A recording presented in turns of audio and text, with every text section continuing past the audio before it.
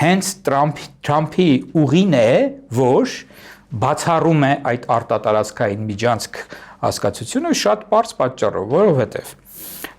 ամբողջությամբ, տեսեք, այնտեղ երկրի սուվերենությունը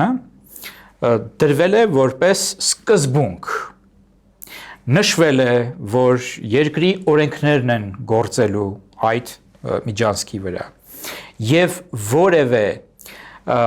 ռազմական ուժային բաղադրիչ որևէ պետության այդ